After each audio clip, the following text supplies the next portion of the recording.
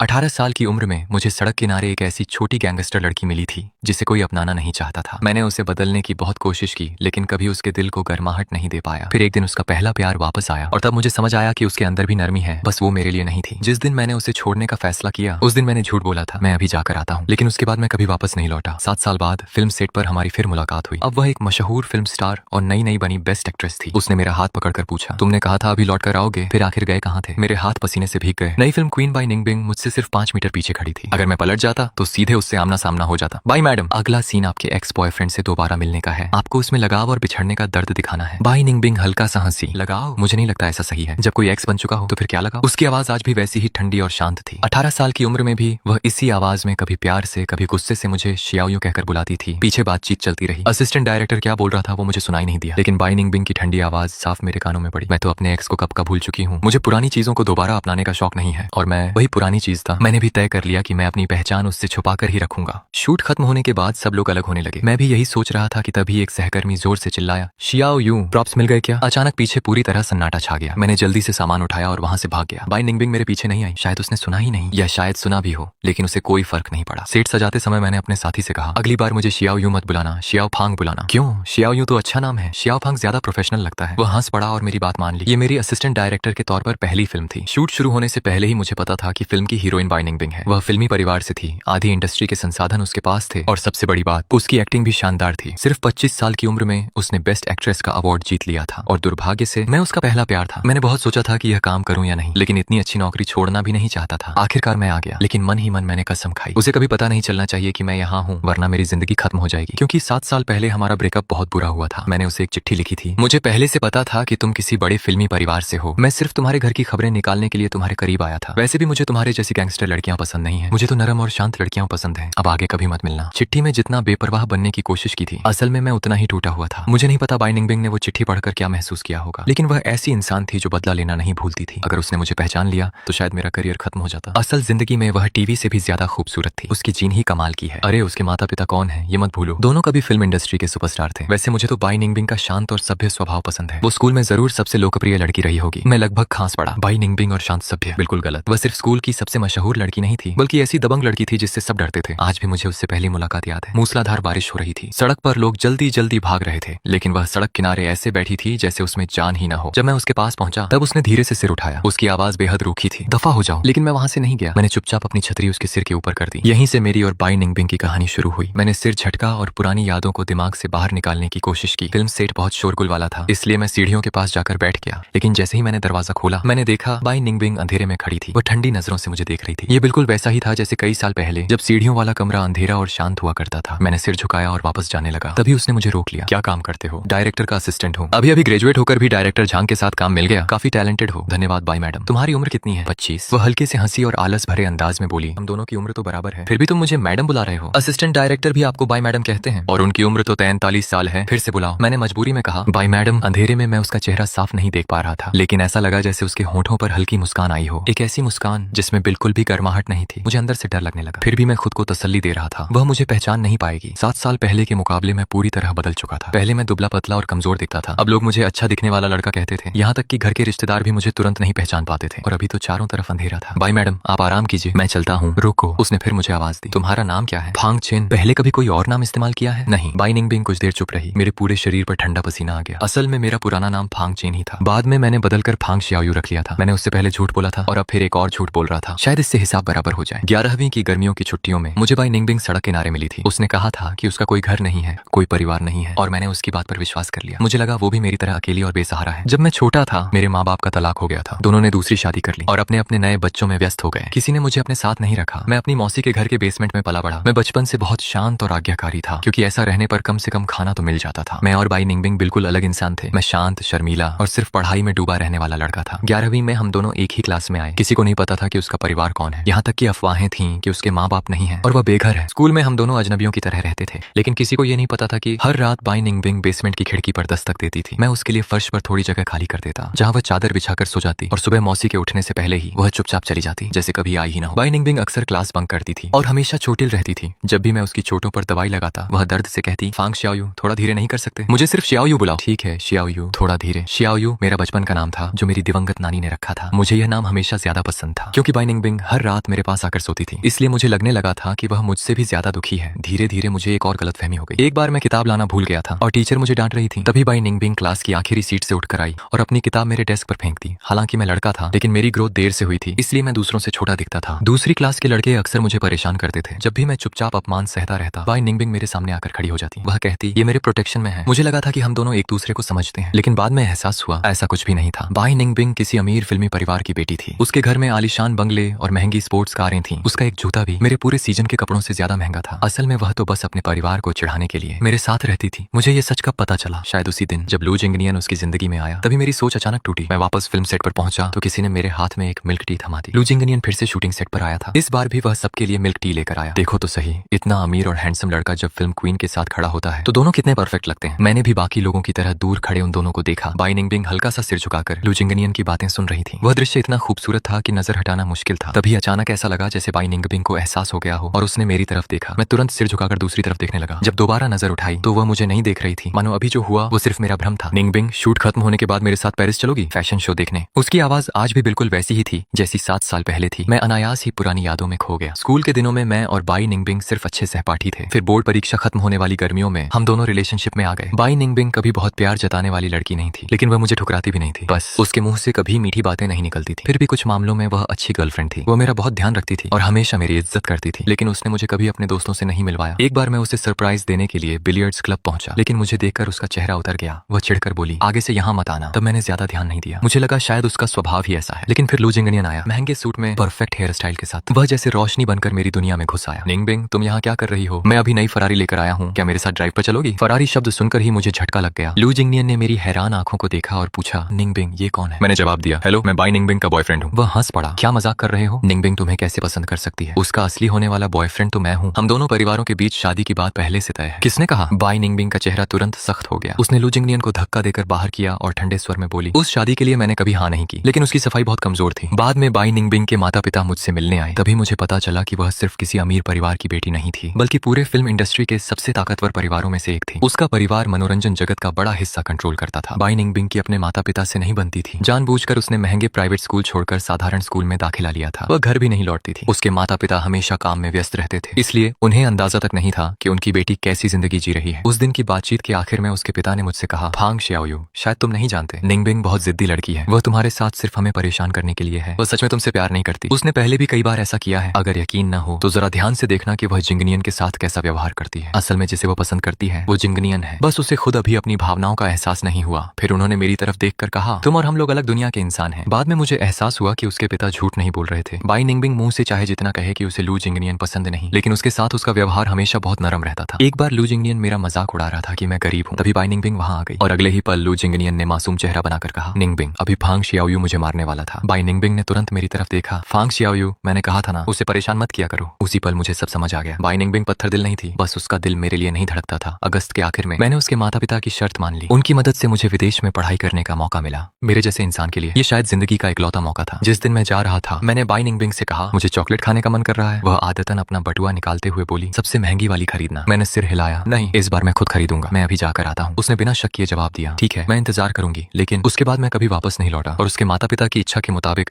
मैंने पीछे एक बेहद बेरहम ब्रेकअप लेटर छोड़ दिया। उस खत ने बाई निंगबिंग की सारी उम्मीदें पूरी तरह तोड़ दी। सिर्फ 3 महीने तक चली हमारी पहली मोहब्बत पतझड़ के आते आते चुपचाप खत्म हो गई। उसके बाद मैंने अपना नाम बदल लिया और स्कूल के सभी लोगों से संपर्क तोड़ दिया। पहले मेरी मौजूदगी ही बहुत मामूली थी। स्कूल में लोग मुझे अक्सर तंग करते थे, लेकिन विदेश जाकर पढ़ाई करने का जो मौका मिला था मैंने उसे बहुत संभाल कर इस्तेमाल किया। मैंने जिम जाना शुरू किया, अपने पहनावे और लुक पर ध्यान देना शुरू किया। धीरे धीरे मेरा नाम भी बदल गया और चेहरा भी। ऊपर से बाई निंगबिंग के माता पिता ने जानबूझकर मेरी जानकारी छिपा दी, इसलिए वह मुझे कभी ढूंढ ही नहीं पाई। उसकी नजरों में मैं शायद मर चुका था, लेकिन उसकी खबरें मुझे हमेशा मिलती रही। मेरे जाने के बाद उसने 1 साल दोबारा पढ़ाई की, फिर फिल्म अकादमी में दाखिला लिया। उसके बाद उसने मनोरंजन जगत में कदम रखा और उसकी जिंदगी लगातार ऊंचाइयों पर पहुंचती चली गई। कैमरे के सामने वह बेहद नरम, शालीन और आकर्षक दिखती थी। उसकी मुस्कान लाखों फैंस का दिल जीत लेती थी। उसे देखकर कोई सोच भी नहीं सकता था कि स्कूल के दिनों में वह कैसी लड़की थी। शायद लोग सच में बदल जाते हैं और मैं भी बदल चुका था। उस दिन का काम खत्म होते होते मेरा पूरा शरीर थकान से टूट चुका था, लेकिन बाकी स्टाफ अब भी बहुत उत्साहित था। ओह माय गॉड, ये फोटो तो कमाल की है। क्या हुआ? बाई निंगबिंग की नई शूटिंग फोटो ट्रेंड कर रही है। मैंने भी झुककर मोबाइल स्क्रीन देखी। एक तस्वीर इंटरनेट पर तेजी से वायरल हो रही थी। उस सीन में बाई निंगबिंग अपनी पुरानी मोहब्बत से अचानक मिलती है। तस्वीर में उसकी आंखों का भाव इतना असली लग रहा था कि लोग दीवाने हो गए थे। उसने सच में किरदार को जिंदा कर दिया। फोटो में बाई निंगबिंग बेहद शांत और गरिमामयी दिखाई दे रही थी, लेकिन उसकी आंखों के अंदर मानो लाल आग जल रही हो, बेकाबू पागलपन से भरी हुई आग। दाग। लेकिन जिसने मुझे सबसे ज्यादा डरा दिया वो था फोटो का किनारा। जिस दिशा में उसकी नजरें थीं वहां धुंधला सा मेरा बैकग्राउंड दिखाई दे रहा था। अगले दिन शूटिंग फिर शुरू हुई, लेकिन हीरो के साथ अचानक हादसा हो गया और उसे अस्पताल जाना पड़ा। ये फिल्म का बहुत महत्वपूर्ण सीन था। कोई भी शूटिंग रोकना नहीं चाहता था। डायरेक्टर बहुत परेशान था। आखिर में फैसला हुआ कि फिलहाल किसी बॉडी डबल से शूट कर लिया जाए ताकि बाई निंगबिंग वाले शॉट पूरे हो सके। लेकिन बॉडी डबल खुद बाई निंगबिंग को चुनना था। मैं भी सबसे पीछे खड़ा था और तभी उसकी नजर सीधे मुझ पर आकर रुकी। उसी को लो, मैं अंदर से घबरा गया। लेकिन डायरेक्टर ने बिना कुछ पूछे तुरंत हामी भर दी। जल्दी जाओ और हीरो के कपड़े पहन लो। मुझे सिर्फ पीछे से दिखना था। फिर भी मेकअप आर्टिस्ट ने पूरा मेकअप किया ताकि कैमरे में फर्क न दिखे। जब मैं बाई निंगबिंग के सामने जाकर खड़ा हुआ तो वह कुछ सेकंड के लिए खोसी गई। फिर उसने पूछा, तुम बहुत नर्वस हो क्या? मैंने पहले कभी एक्टिंग नहीं की। तुम्हें एक्टिंग करने की जरूरत नहीं है, बस मेरी बातें सुनना। थोड़ी देर रुक कर वह फिर बोली, आराम से रहो। अगर तुम ज्यादा टेंशन लोगे तो शरीर अकड़ जाएगा और कैमरे में सब नकली लगेगा। ठीक है, जरूरत पड़े तो गहरी सांस ले लेना। धन्यवाद बाई मैडम। जब कैमरा मेरी तरफ होगा तब बस मेरी डायलॉग सुनते रहना। वह कुछ पल चुप रही, फिर धीरे से बोली, और मैंने उसकी तरफ देखा। और क्या? उसकी आंखें अचानक बहुत गहरी हो गईं। फिर उसने धीरे धीरे कहा, मेरी चॉकलेट कहाँ है? मेरे पूरे शरीर में झटका सा लगा। उसने एक एक शब्द साफ बोलते हुए कहा, शियाओ, 7 साल हो गए, अब तक तो चॉकलेट खरीद ली होगी, है ना? उसी पल मुझे समझ आ गया, बाई निंगबिंग शायद बहुत पहले ही मुझे पहचान चुकी थी। और संयोग से ये वही सीन था जहाँ फिल्म की नायिका कई साल बाद अपने पुराने प्रेमी से मिलकर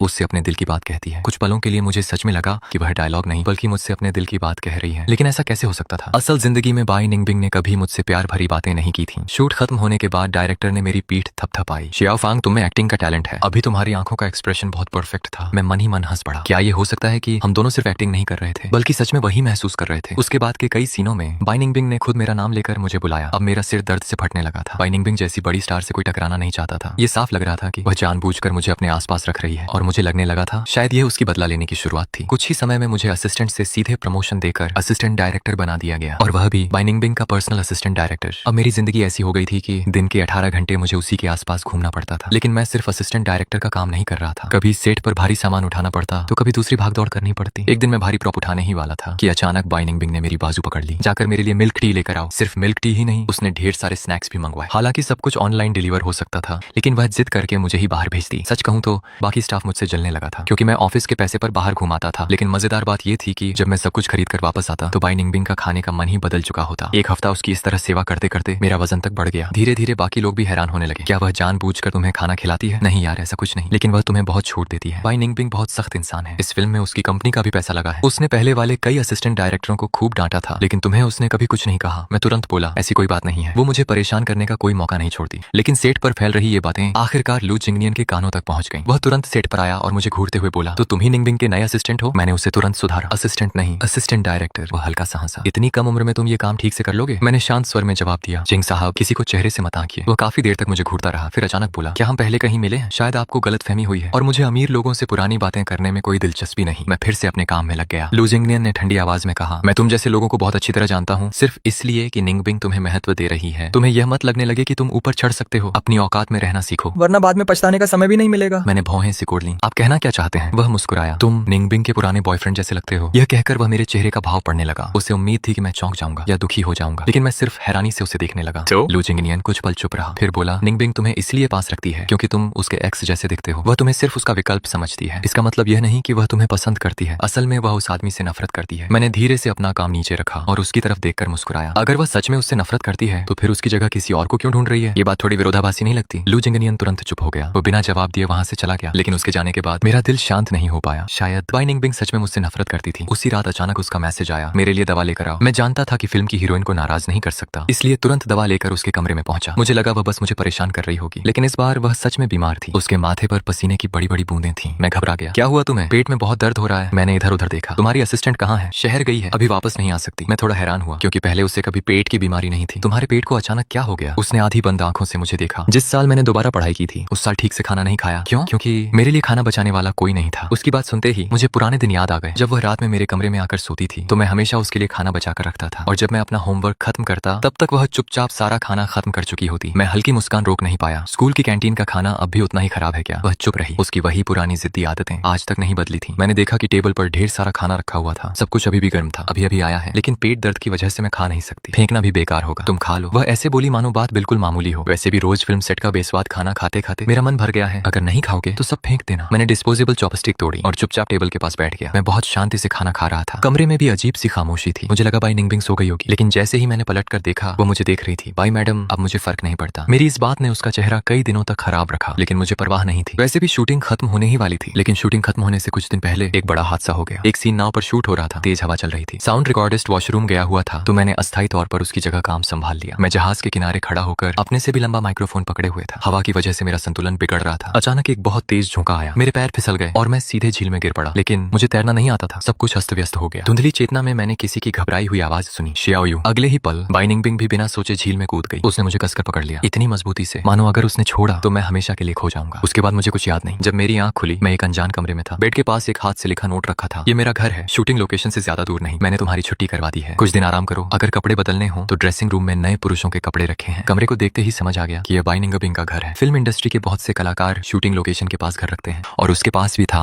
मैंने पहले गॉसिप में पढ़ा था कि वह ज्यादातर समय यहीं रहती है। घर बहुत साफ सुथरा था। मैं कपड़े बदलने के लिए ड्रेसिंग रूम में गया, लेकिन अंदर जाते ही मेरी नजर सबसे पहले एक काली छतरी पर पड़ी। वही पुरानी छतरी जो मैंने कई साल पहले बारिश वाले दिन बाई निंगबिंग को दी थी। छतरी अब काफी पुरानी हो चुकी थी, उसकी क्वालिटी भी खास नहीं थी, फिर भी उसे ड्रेसिंग रूम के बिल्कुल बीच में बहुत संभाल कर रखा गया था। उसे देखते ही मुझे वो तूफानी बारिश वाला दिन याद आ गया। मैं उसी छतरी से उसे बारिश से बचा रहा था और वह लगातार मुझे भगाने की कोशिश कर रही थी। लेकिन पता नहीं उस दिन मुझ में इतनी हिम्मत कहां से आई थी। मैंने उसकी बाह पकड़कर उसके जख्म देखने शुरू कर दिए थे। वह गुस्से में कुछ बुरा बोलना चाहती थी, लेकिन खुद को रोक लिया था। असल में बाई निंगबिंग बाहर से जितनी सख्त दिखती थी, अंदर से उतनी ही मासूम थी। मैंने हल्के से कहा, कोई बात नहीं, वैसे भी पहले भी तो देख चुकी हो। जैसे ही ये शब्द मेरे मुंह से निकले मुझे तुरंत एहसास हुआ कि मैंने गलत बोल दिया और सच में बाई निंगबिंग के होंठ कस गए। उसका चेहरा यहाँ तक कि गर्दन तक लाल हो गई। मैंने तुरंत बात बदल दी, आज तुम्हारी शूटिंग नहीं है क्या? आज का काम खत्म हो गया, मैं तुम्हारे लिए दलिया बनाती हूँ, फिर तुम दवा खाकर आराम करना। पानी में गिरने की वजह से तुम्हें हल्का बुखार भी है। कुछ देर बाद जब वह दलिया लेकर वापस आई तो उसके शरीर पर एप्रन बंधा हुआ था। मैं उसे कुछ सेकंड ज्यादा देर तक देखता रह गया। तुम एप्रन में बहुत नरम और घरेलू लग रही हो। वह तुरंत पलटी, क्या कहा तुमने? मैं तुरंत संभल गया। मैंने कहा, धन्यवाद। उसकी आंखें हल्की चमक उठी, लेकिन आवाज फिर भी पहले जैसी सख्त थी। सारा खाना खत्म करना, कुछ भी बर्बाद नहीं होना चाहिए, और अगर कुछ और खाना हो तो मैं मजबूरी में बना भी सकती हूँ। मैं मुस्कुराया, इतनी मेहनत मत करो, तुम अपना काम देखो। वह धीरे से बोली, कल सुबह मेरी कोई शूटिंग नहीं है, आज रात मैं सेट पर वापस नहीं जाऊंगी। वैसे भी मेरे पास सब्जियां तैयार करने का समय है। फिर उसने मेरी तरफ देखकर कहा, आज रात तुम यहीं सोओगे, मैं साइड वाले कमरे में चली जाऊंगी, वहाँ अतिरिक्त बिस्तर नहीं है। तुम बीमार हो इसलिए बेवजह इधर उधर मत घूमो। उसने फर्श की तरफ इशारा किया। पुराने दिनों की तरह मैं नीचे सो जाऊंगी। उस रात मेरा बुखार फिर बढ़ गया और बाई निंगबिंग लगभग पूरी रात नहीं सोई। वह थोड़ी थोड़ी देर में उठकर मेरे माथे पर रखी तौलियां बदलती रही। बुखार में इंसान को अक्सर अजीब भ्रम होने लगते हैं। धुंधली चेतना में मुझे लगा जैसे मैं फिर उसी पुराने बेसमेंट में लौट आया हूँ। बाई निंगबिंग हमेशा की तरह फर्श पर सो रही थी और मुझसे कई फीट दूर लेटी थी, मानो जानबूझकर दूरी बना रही हो। हमारे बीच एक छोटी मेज थी, मैं सिर्फ उसकी पतली पीठ देख पा रहा था। मुझे एक पुरानी घटना याद आ गई। एक बार बाई निंगबिंग खुद बीमार थी, लेकिन उसने किसी को बताया नहीं। आधी रात को मुझे कुछ अजीब लगा तो मैं उठ गया। उसका माथा बहुत गर्म था। मैं जल्दी से दवा लाया और बार बार उसके चेहरे को ठंडे पानी से पोंछता रहा। तभी उसने अचानक मेरा हाथ पकड़ लिया। उसने बहुत देर तक मेरा हाथ नहीं छोड़ा, मानो डर हो कि मैं कहीं चला ना जाऊं। जब वह गहरी नींद में सो गई तभी उसकी पकड़ ढीली हुई। ग्रेजुएशन से पहले वह हमारी सबसे करीब वाली रात थी। बाकी समय हम दोनों लगभग अजनबियों की तरह रहते थे। स्कूल में एक दूसरे के पास से गुजर जाते, लेकिन रुकते नहीं थे। किसी तरह वो रात गुजर गई। अगली सुबह जब मेरी आंख खुली तो बाई निंगबिंग घर पे नहीं थी। उसे अचानक दोबारा शूटिंग के लिए बुला लिया गया था, लेकिन टेबल पर पहले से बना हुआ खाना रखा था और ठीक बीच में सबसे महंगी चॉकलेट का एक पैकेट रखा था। मैं खाना खा ही रहा था कि तभी दरवाजा खुला। मुझे लगा बाई निंगबिंग वापस आ गई, लेकिन अंदर एक अनजान औरत आई। मैंने उसे पहले देखा हुआ था। वो बाई निंगबिंग की मैनेजर थी और उसकी बहुत करीबी दोस्त भी। वो मुझे देखकर कुछ सेकंड तक चुप रह गई, फिर अजीब नजरों से देखने लगी। मैंने जल्दी से समझाया, मैं सिर्फ फिल्म यूनिट का असिस्टेंट डायरेक्टर हूँ। वो अचानक पूछ बैठी, तुम्हारा नाम क्या है? मैंने हल्का सा मुस्कुराकर कहा, आप मुझे फांग शियाओयू कह सकती हैं। इतना सुनते ही वह लगभग उछल पड़ी। फांग शियाओयू? तो तुम ही वो शियाओयू हो? वह मुझे अविश्वास से घूरने लगी। क्या हुआ? मेरे पूछने पर उसने गहरी सांस ली, फिर धीरे धीरे बोली, तुम्हारे गायब होने के बाद बाई निंगबिंग पागलों की तरह तुम्हें ढूंढती रही, लेकिन जब तुम नहीं मिले तो उसने खुद को पूरी तरह बर्बाद करना शुरू कर दिया। ना ठीक से खाती थी, ना सोती थी, वो पूरी तरह टूट चुकी थी। लेकिन अब अच्छा है, आखिरकार उसने तुम्हें ढूंढ लिया। अब शायद वह सुकून से जी पाएगी। 7 साल उसने खुद को बहुत तकलीफ दी है। मैं चुप हो गया, फिर धीरे से बोला, हमारा रिश्ता सिर्फ 3 महीने चला था, इतना भी याद रखने लायक नहीं था। मैनेजर तुरंत सिर हिलाने लगी। तुम्हें कुछ नहीं पता, बाई निंगबिंग ने स्टार बनने का फैसला भी तुम्हारी वजह से लिया था। मैं हैरान रह गया। वह आगे बोली, अपने माता पिता की वजह से वह बचपन से ही फिल्म इंडस्ट्री से नफरत करती थी। उसके घर वाले चाहते थे कि वह बचपन से ही अभिनेत्री बने, लेकिन उसने हमेशा मना कर दिया। लेकिन तुमसे अलग होने के बाद उसने अचानक कहा कि वह स्टार बनेगी, क्योंकि तुम्हें फिल्में बहुत पसंद थी और उसका कहना था अगर वह सबसे चमकदार जगह पर खड़ी होगी तो शायद तुम उसे देख पाओगे। मैं पूरी तरह स्तब्ध रह गया, क्योंकि मुझे सच में वो रात याद थी। एक रात मुझे नींद नहीं आ रही थी तो मैंने अंधेरे में लेटी बाई निंगबिंग से पूछा, भाई तुम सो गई क्या? नहीं, आज मैंने एक फिल्म देखी, शोशैंक रिडेम्पशन, वो फिल्म बहुत अच्छी थी। बाई निंगबिंग ने बेरुखी से जवाब दिया, मुझे दिलचस्पी नहीं है। मैं धीरे से बोला, लेकिन मैं भविष्य में फिल्में बनाना चाहता हूँ, हालांकि फिल्म बनाना बहुत महंगा होता होगा, अफसोस मेरे पास पैसे नहीं है। बाई निंगबिंग ने तुरंत कहा,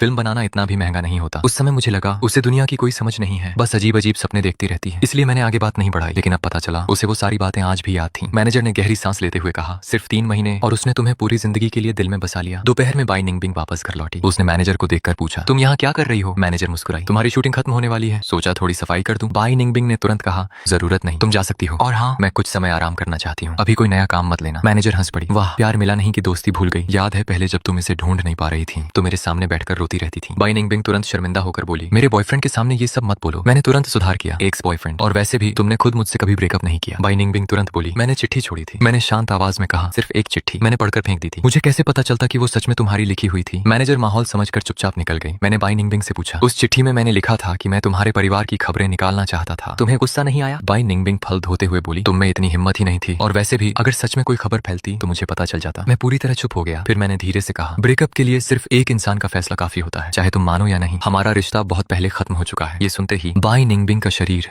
हल्का सा कांप गया। वह पलटकर मेरी तरफ देखने लगी। तो क्या मैं तुम्हें फिर से प्यार कर सकती हूँ? मैंने सिर झुका लिया। कोई फायदा नहीं है। वह धीरे से बोली, क्या तुम मुझसे इसलिए नाराज हो क्योंकि मैंने अपनी असली पहचान तुमसे छिपाई, या इसलिए क्योंकि लू जिंगनियन वाली बात मैं तुम्हें ठीक से समझा नहीं पाई? मैंने लंबी सांस ली। दोनों वजह हैं और शायद कोई भी वजह नहीं। फिर मैंने उसकी आंखों में देखकर कहा, हम दोनों अलग दुनिया के लोग हैं, अब जबरदस्ती मत करो। कमरे में अचानक गहरी खामोशी छा गई। काफी देर बाद उसकी आंखें लाल हो चुकी थी। वह लगभग रोते हुए बोली, लेकिन मैं जबरदस्ती करना चाहती हूँ। मैंने उसकी बात दिल पर नहीं ली। शूटिंग खत्म होने के बाद मैं अपने पुराने शहर वापस चला गया। मौसी का पुराना घर टूटने वाला था। उन्होंने मुझे बुलाया था ताकि पुराने सामान को समेटने में मदद कर सकूं। हालांकि मौसी हमेशा अपने बच्चों को मुझसे ज्यादा महत्व देती थी, लेकिन उन्होंने मुझे पाला भी था। मैं एहसान फरामोश नहीं बनना चाहता था। घर लौटते समय मैं अपने पुराने हाई स्कूल के पास से गुजरा। स्कूल कुछ साल पहले दोबारा बनाया गया था। अब सब कुछ काफी बदल चुका था। मैं कुछ देर स्कूल के गेट के सामने खड़ा रहा, तभी पीछे से किसी ने आवाज दी, अरे तुम वही हो ना? मैंने पलट कर देखा। सफाई कक्ष से मेरी उम्र की एक महिला बाहर आई। वह मुझे ध्यान से देख रही थी। तुम इसी स्कूल के छात्र थे ना? मुझे याद है, तुम बाई निंगबिंग की क्लास में थे। मैंने सिर हिलाया, जी। लेकिन आप कौन हैं? वह मुस्कुराई, मैं वही लड़की हूँ जिसका कभी बाई निंगबिंग से झगड़ा हुआ था। फिर उसने अचानक पूछा, वैसे आज तुम अकेले क्यों हो? बाई निंगबिंग कहाँ है? वो तो हमेशा तुम्हारे पीछे रहती थी। मैं चौंक गया। मेरे पीछे? वह हंस पड़ी। हाँ, हर दिन रात की क्लास खत्म होने के बाद बाई निंगबिंग चुपचाप तुम्हारे पीछे पीछे चलती थी। तुम्हें सच में पता नहीं था? मैं पूरी तरह स्तब्ध रह गया। वह आगे बोली, जिस दिन मेरा उससे झगड़ा हुआ था, बीच में उसने अचानक कहा कि उसे स्कूल वापस जाना है। मुझे बड़ा अजीब लगा क्योंकि वो लड़की कभी स्कूल की परवाह नहीं करती थी, इसलिए मैं उसके पीछे पीछे चली गई। फिर मैंने देखा वो स्कूल गेट पर खड़ी होकर तुम्हारा इंतजार कर रही थी, और जैसे ही तुम बाहर निकले वो चुपचाप तुम्हारे पीछे चलने लगी। जब तक तुम घर नहीं पहुंच गए वो दूर से तुम्हें देखती रही। उसके बाद ही वो वापस मेरे पास आई। मैं पूरी तरह निशब्द था। लड़की धीरे से मुस्कुराई। बाद में मुझे समझ आया उसे डर था कि कहीं उसके दुश्मन तुम्हें नुकसान न पहुंचा दें, इसलिए वो हमेशा तुम्हारी सुरक्षा करती थी। जब वह लड़की यह बात बता रही थी, उसने सड़क के कोने में खड़े उस पुराने प्लेटनस के पेड़ की ओर इशारा किया। वो हमेशा वहीं खड़ी होकर तुम्हारा इंतजार करती थी। 17 साल की बाई निंगबिंग को काले कपड़े पहनना बहुत पसंद था। रात के अंधेरे में वह इतनी घुल जाती थी कि दूर से उसे पहचानना मुश्किल हो जाता। तेज हवा चली और कुछ पल के लिए मुझे सच में लगा जैसे वह आज भी उसी पेड़ के नीचे खड़ी हो। तभी मौसी का फोन आया। उन्होंने जल्दी घर आने को कहा। जब मैं पहुंचा तो पुराने बेसमेंट का सामान निकाला जा रहा था। मेरा पुराना बिस्तर, मेरी पढ़ाई की मेज, एक एक चीज बाहर लाई जा रही थी। अचानक मौसी ने मुझे आवाज दी, xiaoyu इधर आओ, मुझे यहाँ कुछ मिला है। मैं जल्दी से उनके पास गया। उन्होंने जमीन की ओर इशारा किया। मैं कुछ सेकंड तक चुप रह गया। फर्श पर जगह जगह मेरे नाम को खुरच कर लिखा गया था, बार बार, सैकड़ों बार, फांग xiaoyu। मौसी ने धीरे से कहा, ये उसी लड़की ने लिखा होगा ना? वही, जो अब बड़ी अभिनेत्री बन गई है। मैं हैरान रह गया। आपको कैसे पता? मौसी हल्का सा मुस्कुराई। वो एक बार मुझसे मिलने आई थी। मैं तुरंत पूछ बैठा, क्या आपको याद है? मौसी कुछ देर पुराने दिनों को याद करती रही, फिर बोली, एक बार मुझे यहाँ कुछ मिला था और मैंने तुम्हें बहुत डांटा था, याद है? मुझे तुरंत वो दिन याद आ गया। उस समय मैंने कितनी जिद की थी, चाहे जितना पूछा जाए। मैं सच बताने को तैयार नहीं था। मैं बस यही कहता रहा कि वो सब मैंने खुद किया है। मौसी ने धीरे से कहा, लेकिन मैं जानती थी तुम ऐसे बच्चे नहीं हो। पुरानी यादों को सोचकर उनकी आवाज थोड़ी नरम हो गई। फिर उन्होंने आगे कहा, जिस दिन मैंने तुम्हें डांटा था वो लड़की खिड़की के बाहर खड़ी थी। उसने सब कुछ देख लिया था। बाद में वो अकेले मेरे पास आई और मेरे सामने घुटनों के बल बैठ गई। मैंने अनजाने में अपनी उंगलियां कस ली। सांसें भी धीमी पड़ गईं। मौसी धीरे से बोली, वो बार बार मुझसे माफी मांग रही थी, मुझसे विनती कर रही थी कि मैं तुम्हें डांटू नहीं। मुझे डर था कि कहीं वो तुम्हें बिगाड़ न दे, इसलिए मैंने उसे दोबारा यहाँ आने से मना कर दिया। तभी मुझे सच समझ आया। 11वीं खत्म होने के बाद बाई निंगबिंग अचानक हमारे घर आना बंद कर चुकी थी। उसने मुझसे कहा था मुझे रहने की दूसरी जगह मिल गई है, लेकिन असल वजह कुछ और थी। वो सिर्फ मुझे मुश्किल में नहीं डालना चाहती थी। मैं नीचे झुका और फर्श पर बने उन घिसे हुए निशानों को देखने लगा। उन निशानों से साफ पता चलता था कि उसने यहाँ कई रातें जाग कर बिताई थी। बाई निंगबिंग हमेशा चुप रहती थी, लेकिन शायद मन ही मन मुझे हजारों बार पुकारती रही। घर टूटने से एक दिन पहले मैं एक बार फिर स्कूल से पैदल मौसी के घर की तरफ चला। वही पुरानी सड़क, दोनों तरफ घने पेड़, सब कुछ वैसा ही था। चलते चलते जब मैं उस छोटे बेसमेंट की खिड़की तक पहुंचा तो अचानक दिल जोर से धड़क उठा। जिस औरत ने सबसे पहले हाथ बढ़ाकर मुझे छूने की कोशिश की, मैंने तुरंत उसकी कलाई पकड़कर जोर से मोड़ दी। दर्द से वह जोर से चीख उठी। मैंने ठंडी आवाज में कहा, मैं औरतों पर हाथ नहीं उठाता। तभी पीछे से तेज कदमों की आवाज आई। मुड़कर देखा, वह बाई निंगबिंग थी। उसके चेहरे पर गुस्सा साफ दिखाई दे रहा था। उसने बिना झिझक उन लड़कियों की तरफ कदम बढ़ाए और बोली, वो नहीं मारेगा लेकिन मैं मार सकती हूँ। उस पल ऐसा लगा जैसे उसकी सारी नकली मुस्कान और स्टार वाली छवि टूट गई हो और मेरे सामने वही पुरानी जिद्दी लड़की वापस आ गई हो जिसे मैं सालों पहले जानता था। उसकी आंखों में वही खतरनाक चमक थी जैसे अकेले 4 लोगों से भी लड़ सकती हो। लेकिन मैं जानता था कि अब उसकी पहचान अलग है। वह कोई आम लड़की नहीं रही थी, इसलिए मैंने तुरंत उसका हाथ पकड़ लिया। बाई निंगबिंग, तुम गुस्सा मत करो। मेरी बात सुनते ही वह अचानक शांत पड़ गई। उसका चेहरा नरम हो गया, जैसे भीतर का सारा तूफान एक पल में खत्म हो गया हो। मैंने धीरे से कहा, चलो यहाँ से भागते हैं। उसने बिना कुछ बोले मेरा हाथ कस कर पकड़ लिया। अगले ही पल हम दोनों सड़क पर दौड़ रहे थे। भीड़, गाड़ियां, शोर सब पीछे छूटता जा रहा था। सिर्फ हमारी तेज धड़कनों की आवाज सुनाई दे रही थी। ऐसा लग रहा था जैसे समय फिर से 7 साल पीछे लौट आया हो। हम भागते भागते आखिर मेरी मौसी के पुराने घर के बेसमेंट तक पहुंच गए। वहां अब कुछ भी नहीं बचा था। कमरे से सारा सामान हट चुका था,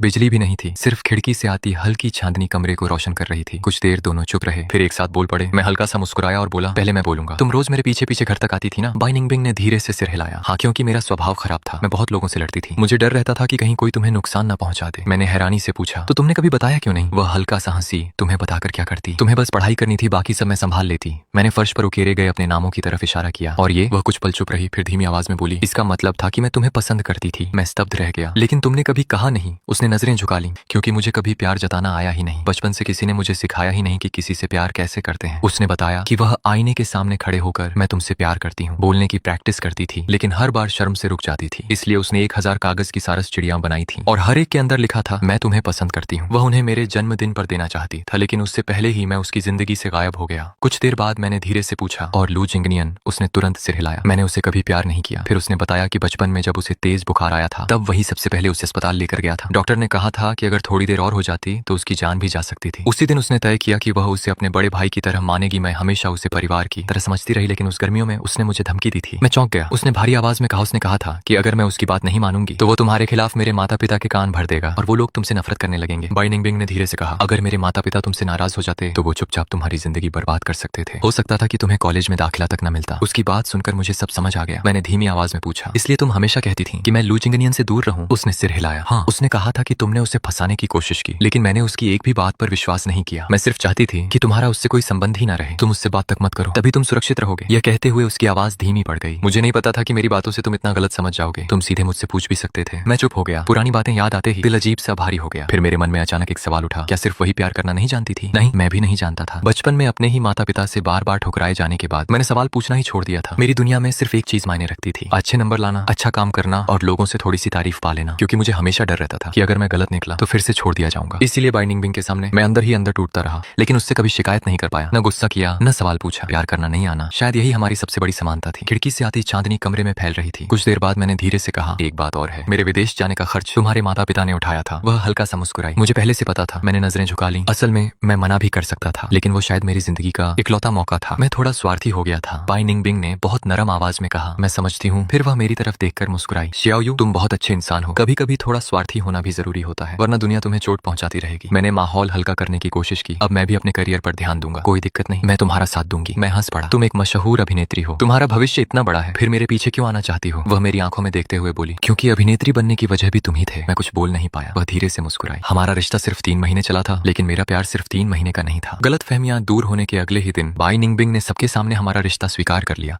उसने सोशल मीडिया पर पोस्ट डालकर मुझे टैग भी किया। पोस्ट की एक लाइन इंटरनेट पर छा गई, 3 महीने के बदले पूरी जिंदगी। पूरा इंटरनेट हिल गया। हर जगह सिर्फ हमारी चर्चा हो रही थी। मुझे डर था कि उसके माता पिता फिर से बीच में आएंगे, लेकिन इस बार मैं गलत था। अब बाई निंगबिंग 25 साल की थी। वह अब किसी के कंट्रोल में नहीं आने वाली थी। शायद 7 साल पहले भी उसे रोका नहीं जा सकता था। इसलिए उन्होंने मुझे कमजोर कड़ी समझा था। और सच कहूं तो मैं हार किसी और से नहीं, अपने ही आत्मविश्वास की कमी से गया था। लेकिन इस खबर के बाद एक और इंसान इंटरनेट पर छा गया, लू जिंगनियन। उसी दिन वह गुस्से में मेरे पास आया। अब समझ आया, तुम वही फांग शियाओयू हो। मैंने शांत होकर कहा, हाँ तो? वह दांत भींचकर बोला, तुरंत बिंगबिंग से अलग हो जाओ। उससे शादी तो मेरी होनी थी। मैं कुछ कहने ही वाला था कि अचानक पीछे से एक ठंडी आवाज आई, मेरी शादी किससे होनी थी? हम दोनों ने पीछे मुड़कर देखा। बाई निंगबिंग वहीं खड़ी थी। लू जिंगनियन अभी भी गुस्से में था। तुमने इंटरनेट की बातें नहीं देखी? सब लोग उसे तुम्हारे पैसे पर जीने वाला कह रहे हैं। लोग बोल रहे हैं कि इसने हमारे रिश्ते के बीच आकर सब खराब किया। अगर इसे अपनी नौकरी प्यारी है तो इसे तुरंत तुमसे दूर हो जाना चाहिए। बाई निंगबिंग का चेहरा अचानक ठंडा पड़ गया। उसने सीधा पूछा, हम दोनों का रिश्ता कब था? मुझे तो याद नहीं। लू जिंगनियन कुछ बोल नहीं पाया। वह आगे बढ़ी और सख्त आवाज में बोली, लू जिंगनियन, तमीज से बात करो। तुमने कहा था कि तुम मुझे अपना परिवार मानते हो, फिर आज मुझ पर ही गुस्सा क्यों निकाल रहे हो? मैंने तुम्हारे लिए हमेशा अपनी तरफ से सब किया, लेकिन इसका मतलब ये नहीं कि तुम मेरी जिंदगी तय करोगे। उसने साफ शब्दों में कहा, दोस्ती का मतलब दोस्ती होता है। अगर तुम उससे आगे कुछ चाहोगे तो फिर दोस्त भी नहीं रह पाएंगे। लू जिंगनियन का चेहरा गुस्से से लाल हो गया। बाई निंगबिंग, तुम इस लड़के के प्यार में पूरी तरह पागल हो चुकी हो। वह गुस्से में बोला, ठीक है, मैं प्रेस कॉन्फ्रेंस करूंगा, सबको सच बताऊंगा। इसकी गरीब लड़के वाली पहचान कभी नहीं बदलेगी। बाई निंगबिंग ने बिना डरे जवाब दिया, सबसे पहले तुम्हारे और मेरे बीच कोई कानूनी रिश्ता कभी था ही नहीं। बचपन में बड़े लोगों ने मजाक में जो कहा था उसे मैं कई बार सार्वजनिक रूप से नकार चुकी हूँ। बाई निंगबिंग ने आंखें सिकोड़ते हुए कहा, और दूसरी बात, अगर तुमने प्रेस कॉन्फ्रेंस की तो फिर मुझे भी सख्त कदम उठाने से मत रोकना। लू जिंगनियन गुस्से में बोला, लेकिन वो गरीब लड़का तुम्हारे लायक ही नहीं है। ये सुनकर बाई निंगबिंग ने उसे दया भरी नजरों से देखा और बोली, तुम्हारे मुंह से हर वक्त बस गरीब शब्द ही निकलता है। लू जिंगनियन, क्या तुमने कभी सच में किसी से प्यार किया भी है? बिल्कुल, मैं तुमसे प्यार करता हूँ। नहीं, बाई निंगबिंग ने उसकी बात काट दी। तुम मुझसे प्यार नहीं करते। अगर मैं बाई परिवार की बेटी ना होती, अगर मेरे माता पिता मशहूर स्टार ना होते, अगर मैं सिर्फ सड़क पर घूमने वाली एक बिगड़ी हुई लड़की होती, तब भी क्या तुम मुझसे प्यार करते? लू जिंगनियन एकदम चुप हो गया। शायद उसने कभी इस सवाल के बारे में सोचा ही नहीं था। बाई निंगबिंग आगे बोली, अगर किसी बरसात वाले दिन तुम मुझे सड़क किनारे अकेले बैठे देखते तो क्या मेरे लिए छाता पकड़ते? नहीं, तुम शायद मुझे